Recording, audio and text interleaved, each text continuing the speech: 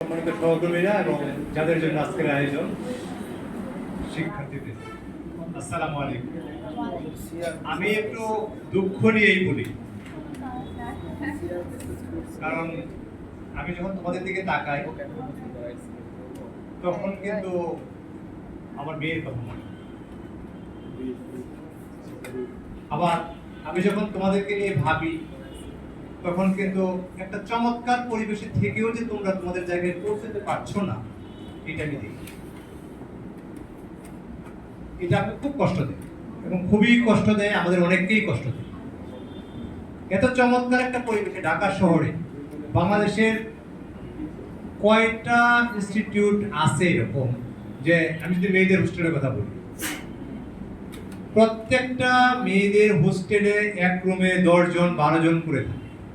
তোমরা কয়জন থাকো? 4 জন। এটা একটা বিরল ঘটনা বাংলাদেশের প্রেক্ষাপটে ঢাকা শহর। বাট তোমরা কি তোমাদেরকে প্রস্তুত করছো? তোমাদের জন্য তোমাদেরকে প্রস্তুত করছো? তাহলে গ্রিন বয়েজেরও দুর্বলতা আছে, আমি সেটা বলি। আমি মনে করি আমাদেরকে আরো কাজ করতে হবে। কাজ করতে হলে স্ট্রেংথ দরকার, শক্তি দরকার। এই শক্তি হলো নবীনরা। আজকে যারা এখানে নতুন করে গ্রিন বয়েজের মেম্বারশিপ নিল, আমি তাদেরকে প্লাস যারা পুরানো গ্রিন বয়েজের মেম্বাররা আছে, আমি তিতলিকে আমি মেম্বারই মনে করি এখন টিচার্স ট্রেনিং কলেজে। আমি এরকমই মনে করি যে ও আমাদেরই। হ্যাঁ, ও হয়তো সেন্ট্রাল কমিটিতে আছে, বাট ও কিন্তু প্রতিনিয়ত গাইড করে যাচ্ছে এবং আমাদের সাথে এত ক্লোজ কন্ট্যাক্ট ও, যে গ্রিন বয়েজের কোনো কথা আসলেই আমার মনে হয় যে তিতলির কথা, মানে ব্যাপারটা এরকম আর কি। তাহলে এইভাবে যদি নিজেকে আমি ডেভেলপমেন্ট প্রক্রিয়ার মধ্যে না আনতে পারি, তাহলে কিভাবে আমি পরিবেশ সচেতন হব, কিভাবে আমি রক্ষা করব? নিজে কিন্তু আমি রক্ষা করতে পারছি। আমার জায়গাটা, আমার দুঃখবোধের জায়গাটা এখানে। আমি বলছি টিচারদের পক্ষ হয়ে, আমি বলছি তোমরা কোন জায়গায় কোন টিচারের সহযোগিতা পাও না তোমরা আমাকে জানাও। আমি শিক্ষক পরিষদের সম্পাদক হিসেবে বলছি, গ্রিন বয়েজের ছেলে মেয়েগুলো আমরা বেশি চিনি, কারণ হচ্ছে প্রত্যেকটা প্রোগ্রামে তো আমি, রঞ্জিত, রিয়াদ আমরা উপস্থিত থাকি। আমরা কিন্তু তোমাকে বাই ফেস চিনি। তাহলে তোমাদেরকে যখন আমরা দেখি যে তোমরা তোমাদের জায়গায় পারফর্ম করছো না, তোমরা ঠিক কাজটা করছো না, তোমাদের যেইভাবে বেড়ে ওঠা উচিত সেইভাবে বেড়ে উঠছো না, তখন কিন্তু আমাদের দুঃখবোধের জায়গা আছে এবং সেটা বেশি পরিমাণ। কারণ তোমাকে তো আমি চিনি। আমরা যদি এই কমিটমেন্টটা দিতে পারি আমার এই কলেজ প্রশাসনকে কিংবা আমাদেরকে, আমরা তোমাদের গার্ডিয়ান, আমরা তোমাদের পিতা, এই হিসাবে যদি আমরা ওই কমিটমেন্টটা তোমাদের কাছে পাই, আজ থেকে তুমি কমিটমেন্ট করো, তোমার দ্বারা এই দেশের, এই বিশ্বের কোথাও অনিষ্ট হবে না এবং তুমি নিজেকে প্রতিষ্ঠিত করবা, সুপ্রতিষ্ঠিত। এই কলেজের প্রত্যেকটা সুবিধা সুযোগ তুমি কাজে লাগাবে।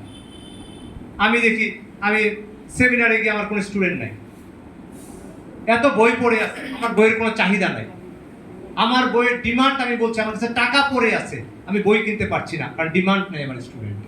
তাহলে এটা কেমন কথা? এটা কি কাঙ্ক্ষিত? তাহলে অনাকাঙ্ক্ষিত। আজকে আমাদের রিয়াদ স্যার বললো, এই 2 জন মানুষ আমার 2 পাশে বসা, গবেষণার জন্য কন্টিনিউ কাজ করে গেছে। আমরা জানি যে টিচার্স ট্রেনিং কলেজে গবেষণাটা খুব জরুরি, কারণ তোমার সাবজেক্টটা নিয়েও গবেষণা করার অনেক জায়গা আছে। তাহলে তোমরা এঙ্গেজ হচ্ছ না মানে তোমরা কি আরো চমৎকার জায়গাগুলো দেখো না? আমাদের ছেলেরা বাইরে যাচ্ছে, একটা গ্রুপ ছেলেরা বাইরে যাচ্ছে হায়ার এডুকেশনের জন্য, আমরা স্বাগত জানাই। আরেকটা গ্রুপ যাচ্ছে, তারা হয়তো কোনো জব টবের জন্য যাচ্ছে, কিন্তু হায়ার এডুকেশনের জন্য যে গ্রুপটা যাচ্ছে তার তো প্রস্তুতির সময় এখন। তাহলে সেই প্রস্তুতি এখন তোমরা নিচ্ছ না। আমি আবারও বলছি, এটা আমার দুঃখবোধের জায়গা। আজকে সুযোগ পেয়ে আমি অনেকগুলো কথা বলে ফেললাম। তারপরে এই গ্রিন ভয়েজের প্রত্যেকটা মেম্বারকে আমরা অন্যভাবে চিনি। সাইদ যদি রাত্র 12টার সময় ফোন করে, আমি ওকে ব্যাক করি। আমি অন্য একটা ব্যাক না করলে আমি ওরটা করি, কারণ আমি জানি ও এমন একটা কারণে ফোন করছে, কোনোটাই ব্যক্তিগত না, অবশ্যই সামষ্টিক বা কারো না কারো প্রয়োজনে ফোন করছে বা কোনো অসামঞ্জস্য দেখেও আমাকে ফোন করছে। তাহলে প্রত্যেকটা মানুষের, প্রত্যেকটা স্টুডেন্টকে যদি আমরা এইভাবে অ্যাড্রেস করতে পারি, তাহলে আমরা মনে করি যে আমাদের এই চাকরিটাও সহজ।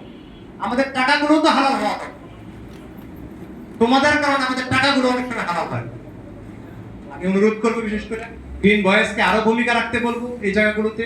কারণ তোমরা শুধু মেম্বার করছো এটা বড় কথা না, আমার এই মেম্বারটার ভালো মন্দ দেখা, আমাদের সাথে ইন্ডিভিজুয়ালি প্রয়োজন বোধে এদেরকে নিয়ে কথা বলার স্কোপ তোমাদের আছে, এবং আমি সেই আশ্বাস দিচ্ছি এটা যদি প্রিন্সিপাল পর্যন্ত যাওয়া লাগে সেটা আমরা যাব, তোমাদের ভালোর জন্য যতটুকু করার আমরা করব, এই প্রত্যাশা আমরা রাখছি। আমি আবারও সবাইকে ধন্যবাদ জানিয়ে, আমাকে সুযোগ করে দেওয়ার জন্য ধন্যবাদ জানিয়ে আমার বক্তব্য শেষ করছি। ধন্যবাদ সবাই।